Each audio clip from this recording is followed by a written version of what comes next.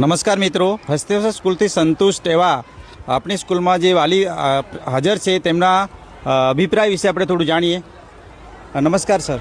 Thank you. આપનું બાળક કયા ધોરણમાં અભ્યાસ કરે છે સર? મારું બાળક જુનિયર કેજી ઇંગ્લિશ મીડિયમ. બરાબર.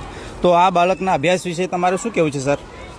અભ્યાસ વિશે તો વાત કરીએ તો બહુ સારું છે. જે અમને પહેલાં નહોતું વિચાર્યું કે આટલું બધું હોશિયાર થશે છોકરું, એનાથી પણ સારું હોશિયાર થયું છે. ઇંગ્લિશના બધું ઇંગ્લિશમાં બોલે છે. કોઈ બી નામ હોય, કોઈ બી ઇવેન્ટ કરવું હોય તો ગેમમાં પણ એને બધી ખબર પડે છે કે આ ગેમ આવે છે. એનો મતલબ એવો કે જે તમે ધાર્યું છે એનાથી બી વધારે એવું જાણે છે બાળક, એવું તમને? હા, વધારે જાણે છે.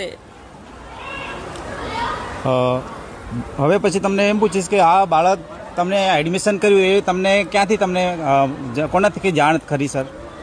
જાણ તો અમને બીજા મિત્ર મંડળ જોડેથી અને વાલીઓ બીજા જે છોકરાઓ અહીંયા ભણે છે એમના સગા સંબંધીઓમાંથી એ લોકોએ મને કે અમારા છોકરા જે હસ્તેશ્વર સ્કૂલમાં ભણે છે એ થોડું સારું શિક્ષણ છે અને એમને સારું આવડે છે, તો અમે પણ એમનાથી મોટી થઈને અમે પણ આમાં એડમિશન લીધું છે. હવે હસ્તેશ્વર સ્કૂલમાં આટલો મોટો સ્ટાફ છે અને આ સ્ટાફ વિશે અને મેનેજમેન્ટ વિશે તમે શું કહેશો સર? મેનેજમેન્ટ વિશે તો બહુ સારો છે, સ્ટાફ છે, સપોર્ટેડ છે બધાને.